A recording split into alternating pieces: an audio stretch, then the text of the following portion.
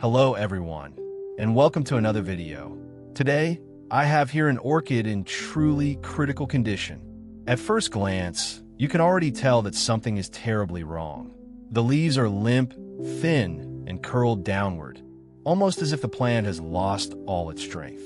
This is one of the clearest signs of severe dehydration, often caused by a root system that's no longer doing its job. If we look even closer, the symptoms become more alarming. The leaves aren't just soft, they're showing a pale yellow tone, a condition we call chlorosis, which means the plant has stopped producing enough chlorophyll. In a healthy orchid, the leaves should feel firm, glossy, and vibrant. But here, they're dull, wrinkled, and lifeless. Now, take a look near the crown, right at the center of the plant. You can see dark, sunken patches forming around that area, a dangerous sign of crown or stem rot. This kind of infection spreads quickly, cutting off the plant's ability to transport water and nutrients. And once it reaches deep into the stem, it can destroy the growing point entirely. When you have dehydration on one side and rot on the other, it becomes a race against time. So, with haste, we'll need to remove the plant from its old pot. This is the first and most important step in saving it. Once we gently lift the orchid out, you can immediately see the problem. The substrate is far too wet and compacted. Instead of allowing air to flow through, it's trapping moisture, creating a suffocating environment for the roots. A healthy orchid needs its roots to breathe. When a medium stays soaked for too long, oxygen can't reach them, and that's when rot begins to take hold. So, our first priority is to carefully remove every bit of that soggy substrate. Take your time with this step. Peel away the moss or bark gently, making sure not to damage any roots that are still alive. You might notice a foul smell or see dark, mushy patches clinging to the roots. That's the rot we talked about earlier. It's a clear sign the roots have been sitting in stagnant water for too long. But don't worry. Once we clear out all of this old material, we'll give the orchid a fresh start with a clean and breathable medium.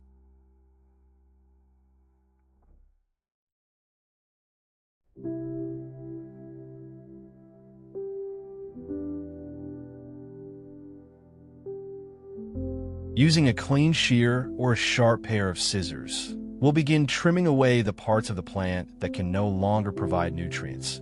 This is a delicate but necessary step. You'll want to inspect each root carefully. The healthy ones will look firm and green or silvery, while the dead or rotting ones will feel soft, dark, and mushy. Cut away every piece that's clearly decayed. These damaged roots won't recover, and if we leave them, they'll only spread more rot to the healthy areas. In this particular case, most of the root system is unfortunately beyond saving. I know it looks heartbreaking, but this is part of the recovery process. Even if we're left with only a few firm, living roots, or sometimes just one, don't lose hope. Orchids are remarkably resilient plants. With proper care, light, and a clean environment, even a small piece of healthy tissue can grow new roots and eventually rebuild into a strong, thriving orchid again. So, take your time, work gently, and remember, every clean cut is a step closer to giving this plant another chance at life. Now, we'll proceed to clean the plant using a gentle water spray. This helps wash away any leftover debris or traces of rot.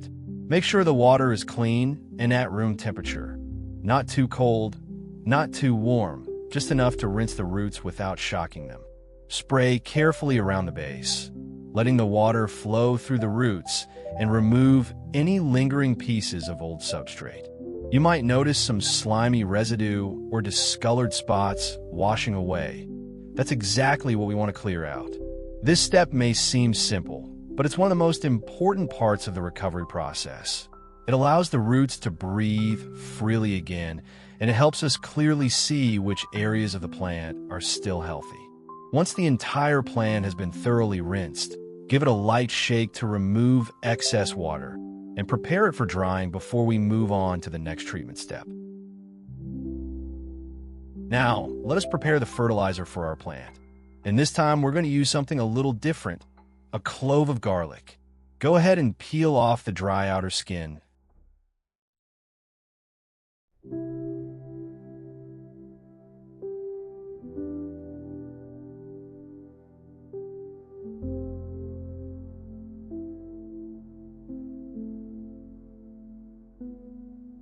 And once that's done, we'll start cutting it into small pieces. Just normal, simple pieces. We're not cooking for the queen or anything here, just making food for our orchid. Garlic might sound strange when you think of plant care, but it's actually a wonderful natural ingredient. It contains a compound called allicin, which acts like a natural antibiotic. This helps protect the orchid from bacterial or fungal infections, something especially important for plants recovering from root rot. When we use it in small amounts, garlic can stimulate new root growth and strengthen the plant's natural resistance. It's like giving the orchid a light immune boost. But remember, we're not making garlic soup here. Too much of it could be too strong for delicate roots, so moderation is key. As you chop, make sure the pieces are fine enough to release their natural oils, but not too small that they turn into paste. We want the nutrients to mix easily into the water later on. The aroma might be a little strong, but trust me, your orchid won't mind. Once you've finished chopping, we'll set the garlic aside for a moment. In the next step, we'll combine it with water and let it sit for a while, creating a gentle, nutrient-rich solution that will help bring new life back to the plant.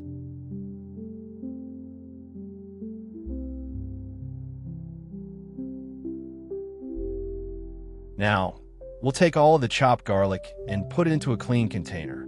Make sure the container is big enough to hold a few ingredients, since we'll be adding more soon.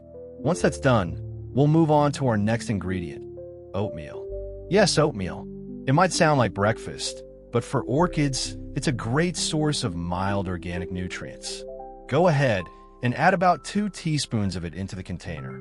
You don't need to be too exact, just a gentle scoop or 2 is enough.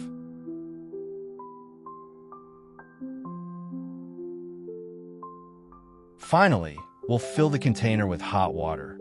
Not boiling, just hot enough to help release the nutrients from the garlic and oatmeal. As you pour, you'll notice a faint aroma rising up. That's the garlic oil and starch from the oatmeal beginning to blend together, creating a gentle, nutrient-rich mix. Give it a good stir, making sure everything is evenly mixed. Use a clean spoon or stick to swirl the ingredients around until you see the water turn slightly cloudy. That's a good sign. It means the natural compounds are infusing into the liquid. Once everything looks well combined, we'll close the lid tightly. This keeps the steam and nutrients trapped inside, allowing the solution to brew properly. Then, take a towel and wrap it around the container. This will help maintain the warmth during the infusion process. Now, let it sit for about 30 minutes. After 30 minutes, the mixture should be fully infused. Now it's time to strain it. Grab a fine strainer or mesh filter and slowly pour the solution through. This will separate all the solid pieces, the garlic chunks and oatmeal bits, from the liquid. Make sure to do this step carefully, because we only want the smooth, nutrient-rich water that's left behind. Any unfiltered particles can clog up your spray bottle or stick to the roots later on. You'll notice the water has turned slightly cloudy with a faint golden tint. That's completely normal. It means all the natural oils and minerals have been drawn out.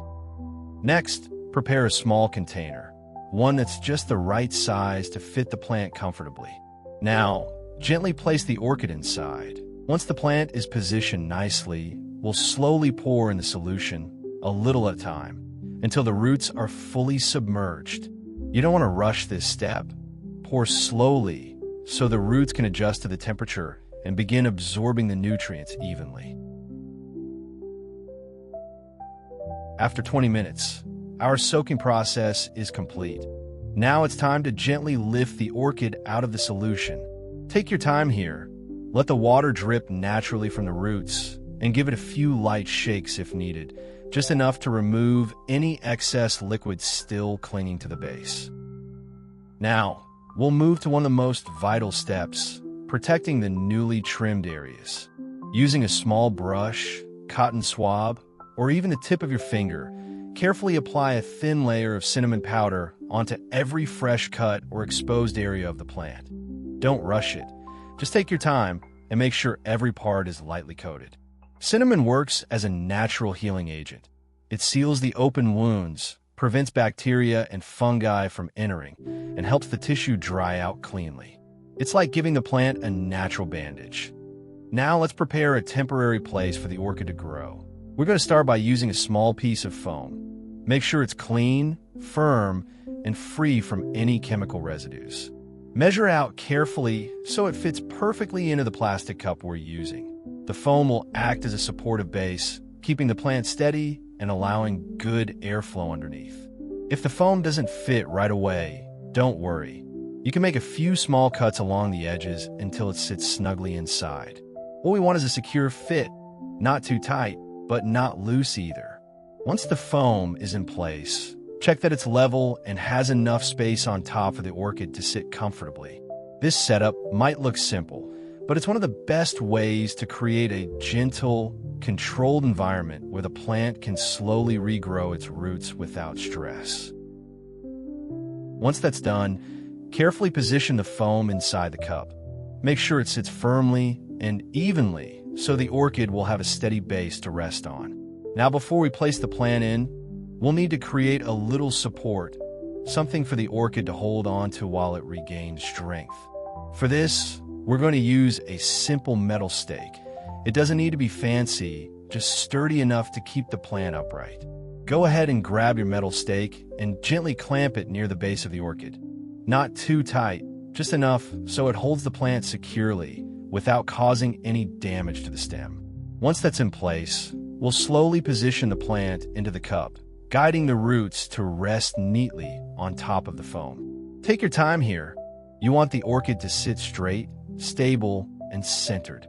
The stake will act like a crutch for the plant. Now we will pour in just a little bit of water into the cup. We only need the foam to soak up and moisten inside, not to flood it.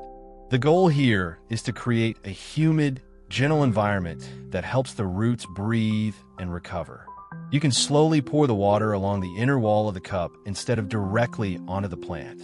That way, it spreads evenly through the foam without splashing or dislodging the orchid. Finally, we'll use a lid with small holes to cover the top. In my case, I'm using a smoothie cup lid. It's simple, accessible, and works perfectly for this setup. The holes on top allow air to circulate freely while still keeping the humidity trapped inside, creating a mini greenhouse effect.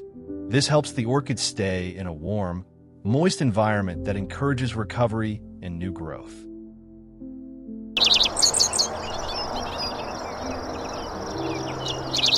After 2 weeks, we can already see some significant changes. The orchid looks far more lively compared to when we first started. The leaves, which were once limp and dull, are beginning to regain their firmness. They're standing up straighter and showing a healthier green tone. If you take a closer look, you might even notice tiny root tips starting to emerge from the base, a clear sign that the plant is responding well to the recovery setup. The foam inside the cup remains nicely moist, providing steady hydration without suffocating the roots. This gentle balance of moisture and air has allowed the orchid to breathe and rebuild. You may also see a few droplets of condensation forming on the inside of the lid. That's completely normal. It means the humidity level is still perfect for recovery. Even though the progress might seem small, every new root and every patch of greener color means the plant is healing. At this stage, patience is key. Resist the temptation to overwater or move the plant too much. Orchids take their time, and right now, it's slowly gathering strength from within.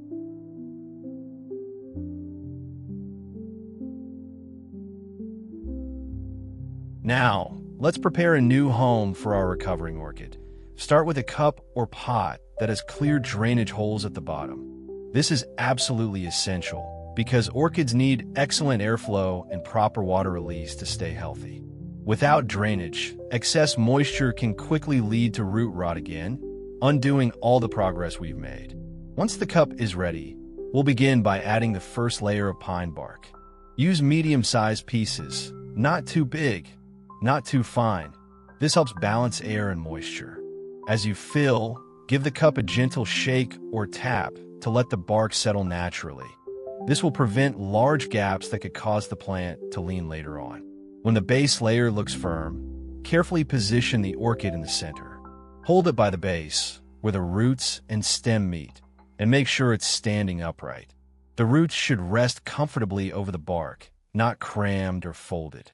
Then slowly fill in the remaining space with more pine bark, gently pressing around the roots to provide light support without compacting the medium. Take your time with this step.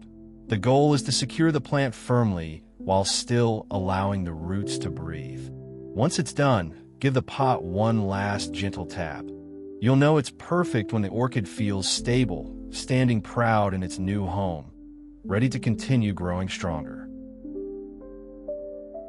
Now we will cover the top layer with moss. This step not only gives the pot a neat and natural finish, but also helps regulate moisture for the orchid.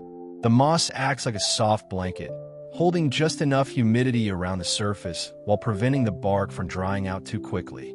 You can use sphagnum moss or forest moss, whichever is available to you. Just make sure it's clean and free from any debris or pests. Before applying, lightly dampen the moss with clean water. This makes it easier to spread and ensures it stays fluffy rather than compact. Gently place the moss over the surface, tucking it between the base of the leaves and around the roots, but avoid pressing it too tightly. You still want some airflow to reach the bark underneath. A thin, even layer is more than enough. Too much moss can trap excess moisture and cause the roots to rot again.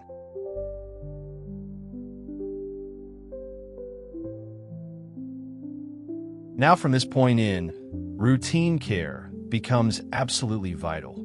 This is where your consistency, patience, and attention will truly determine how well your orchid bounces back. Recovery doesn't happen overnight.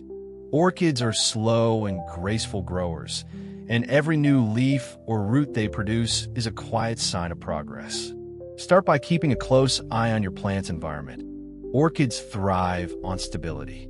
Try to maintain a regular watering schedule, about once every 5 to 7 days, depending on your climate and the humidity level of your space. Always check the moss and bark before watering. If it still feels slightly moist, it's best to wait another day or two. Overwatering is one of the most common mistakes, and it can quickly undo all your hard work. When you do water, aim for a slow, gentle pour around the pot's edges so the roots get evenly soaked without drenching the crown. Every week or so, use the same natural fertilizer solution we made earlier. It provides mild nutrition that encourages steady root development and leaf recovery.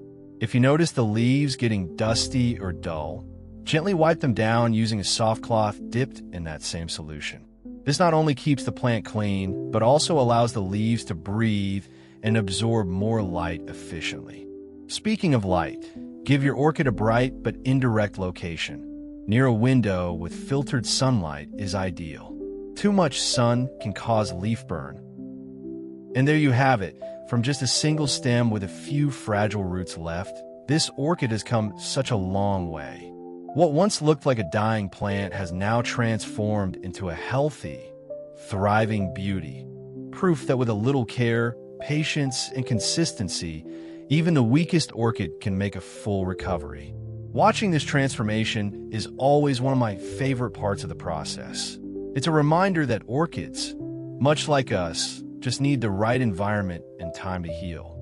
Every small change, every fresh root, every new leaf shows how resilient nature can be when given the chance.